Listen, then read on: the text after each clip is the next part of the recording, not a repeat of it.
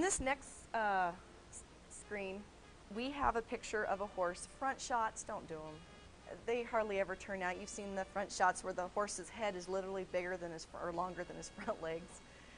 Unless you have a huge zoom lens and you can get far back like a professional photographer, it's really hard to get that pose right. So I try to avoid them. I don't have the high-tech equipment. Here on the side profile, the person shooting this picture is actually up by the head or neck area, and we want to be back by the hip or flank area. This horse has a plain head and maybe a little short in the neck, and so we don't want to draw attention to those areas. We want to camouflage him a little by going back towards the hip area. And then if you look at the horse's hind legs in the top picture of the side profile, he is out behind him. He needs to be stood up better behind. Now we go to this bottom picture, and when we look at, this is a better picture, but his legs are not split, they're perfectly set up, and that really draws attention if you got a horse that's not perfectly correct in the hock. It really shows the angle of the hock, and we don't want, if you want to say a sickle or a more angled hock on a horse. And again, I would split those legs up and then take a photo. They're a little more back, maybe by the cinch area, but it needs to go back even more to the hip or flank area.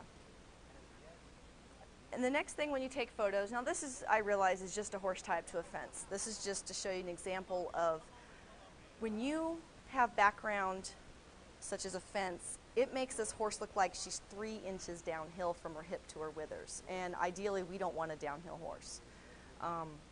And you know, she's probably a perfectly level horse. There could be many reasons why. Well, one, with the back fence, and then 2, she's standing tied up to the fence, and there's always usually a dip there. But it gives the illusion that that horse is downhill, and that is not ideal. So try to avoid any kind of straight lines back there. Okay, on our next set of photos, we have a poor lighting photo. This is a great, big, almost haltery type mare that is huge, muscular shoulders and hip, and with the shadows there, she's not in the correct position to be in direct sunlight, so it makes her look slimmer than she actually is. Now this is a good photo except for the lighting, but because of the lighting, we're kind of getting the mare to look smaller than she actually is. Now if we go to the next photo, here is the same mare in direct sunlight. And the only thing I would fix on this photo is that hind leg needs to be, about 2 inches up. But otherwise it shows all her muscling and gives a clear profile of her on her head and neck. It looks a lot cleaner than the other photo that's a lot darker, and you kind of are guessing what her lines are there. Okay, now we're going to talk a little bit about